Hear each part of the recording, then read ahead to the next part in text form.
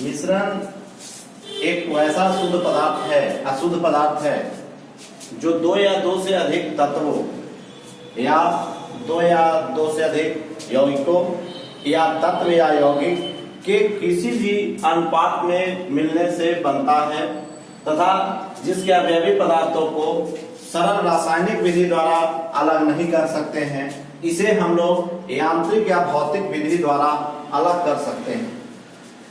जैसे पित्तल copper plus zinc, कांसा copper plus tin, German silver copper zinc plus nickel.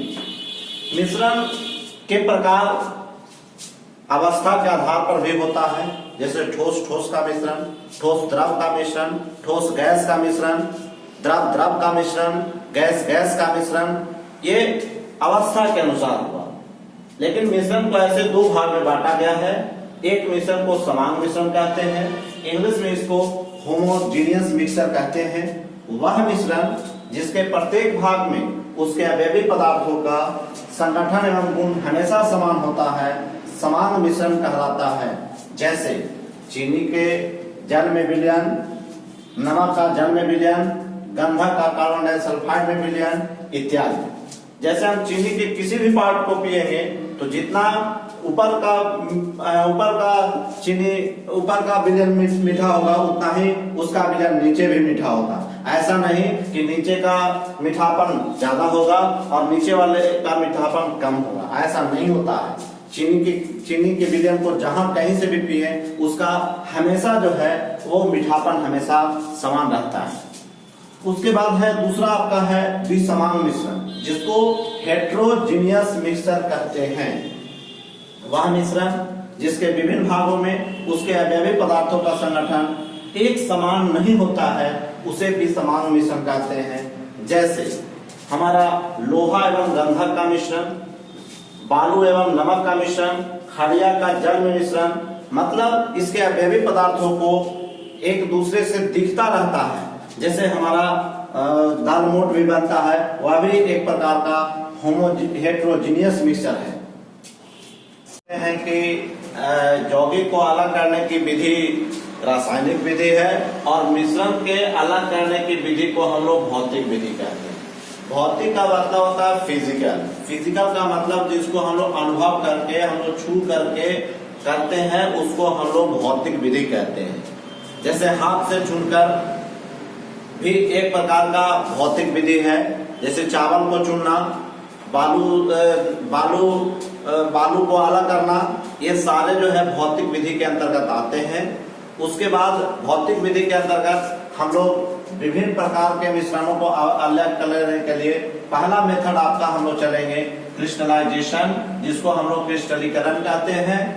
इसका यह किसी मिश्रण से ठोस विलय को पृथक करने की विधि है। इसमें मिश्रण को गर्म करने पर उसमें उपस्थित विलय पदार्थ रवेदार के रूप में पृथक हो जाते हैं और अशुद्धि विलयन में ही शेष रह जाते हैं। ऐसी प्रक्रिया को हम लोग क्रिस्टलाइजेशन कहते हैं। कहने का मतलब कि इस विधि के द्वारा समुद्री जल से नमक का निर्माण किया जाता है। समुद्री जल से नमक का निर्माण किया जाता है। इसका शोध केंद्र गुजरात में भावनगर है। दूसरा हम लोग मेथड देखेंगे आसवन, जिसको हम लोग डिस्टिलेशन कहते हैं। जब मिश्रण में उपस्थित द्रवों के क्वथनांक में अधिक अंतर होता है, क्वथनांक मीन्स बॉइलिंग पॉइंट होता है, तो द्रवों के क्वथनांक में अधिक अंतर होता है, तो इनके मिश्रण को हम लोग आसवन विधि के द्वारा पृथक करते हैं।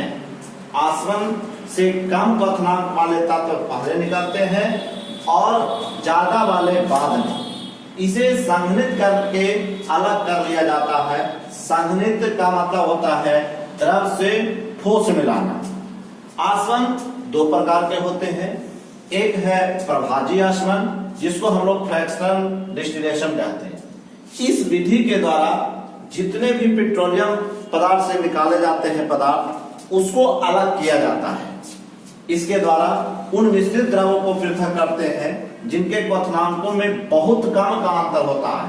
अर्थात भूगर्भ से निकाले गए खनिज तेल से पेट्रोल, डीजल, मिट्टी का तेल आदि इसी विधि द्वारा अलग किए जाते हैं। मतलब पेट्रोलियम पदार्थों को अलग करने के लिए हम जिस विधि का प्रयोग करते हैं उस विधि को हम लोग कहते हैं फ्रैक्शनल डिस्टिलेशन। दूसरा मेथड है आसवन में ही भाप आसवन विधि, जिसको स्टीम डिस्टिलेशन कहते हैं।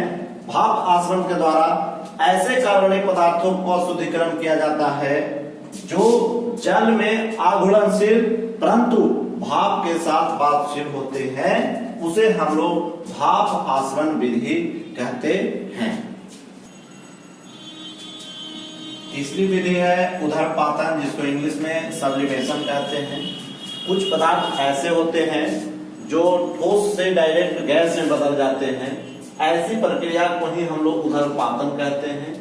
जैसे कपूर, जिसको इंग्लिश में कम्फोर कहते हैं, नेफ्थलीन, अमोनियम क्लोराइड, जिसका सूत्र होता है NH4Cl, इसे नौसादर भी कहते हैं, एंथ्रासीन, आयोडीन, ये सारे पदार्थों का शुद्धिकरण करने के लिए हम लोग उदरपातन विधि का प्रयोग करते हैं।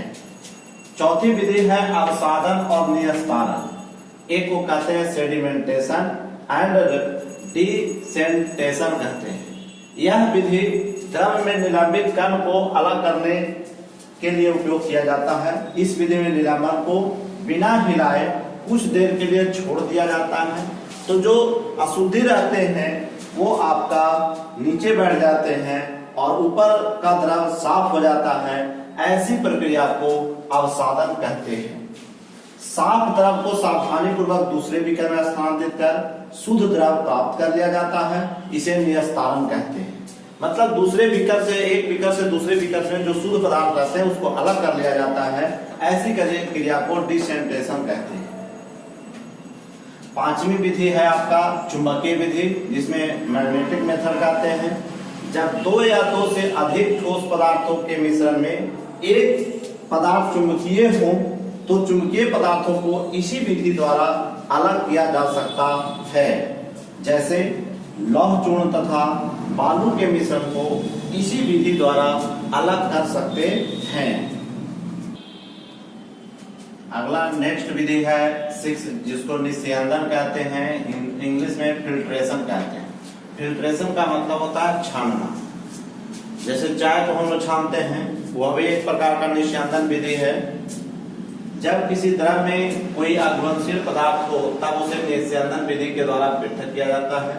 इस विधि में मिश्रण को निस्यंदन छानना से गुजरने दिया जाता है। इसमें घुलनशील पदार्थ छानकर अलग हो जाते हैं। जैसे BaSO4 के जलीय घोल से BaSO4 को निकालना, AgCl के जलीय घोल से AgCl को निकालना, चाय बनाने की प्रक्रिया में चाय की पत्ती को अलग करना, ये विधि आपका फिल्ट्रेशन मेथड कहलाता है। नेक्स्ट मेथड है सेवन, जिसको वर्ण लेखन कहते हैं, क्रोमैटोग्राफ कहते हैं। इस विधि के द्वारा रंगों को अलग किया जाता है। इस विधि को रंगों को अलग किया जाता है। इस विधि का खोज मिखाइल स्वेट ने किया था। इस विधि का खोज मिखाइल स्वेट ने किया था। इस विधि के द्वारा भिन्न भिन्न अवशोषण क्षमता वाले तथा एक ही विलायक में घुलनशील विलेय पदार्थों को पृथक करने के लिए किया जाता है। जैसे प्राकृतिक रंग तथा डाई से वर्णन को पृथक किया जाता है।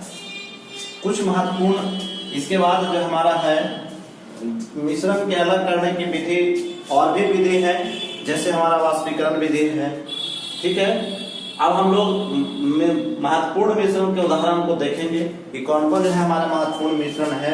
एक है बारूद, जिसको हम लोग गन पाउडर कहते हैं, जिसका मिश्रण होता है सल्फर, चारकोल तथा पोटेशियम नाइट्रेट। इसे सोर्रा भी कहते हैं, जिसका सूत्र होता है KNO3।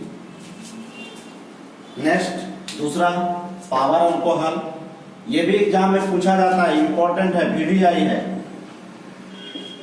इस पावर अल्कोहल में 4 भाग पेट्रोल तथा 1 भाग अल्कोहल का मिश्रण होता है, जिसे ईंधन के रूप में प्रयोग किया जाता है।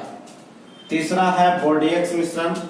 यह कॉपर सल्फेट का घोल तथा चूना का मिश्रण है जिसे कवकनाशी के रूप में प्रयोग किया जाता है।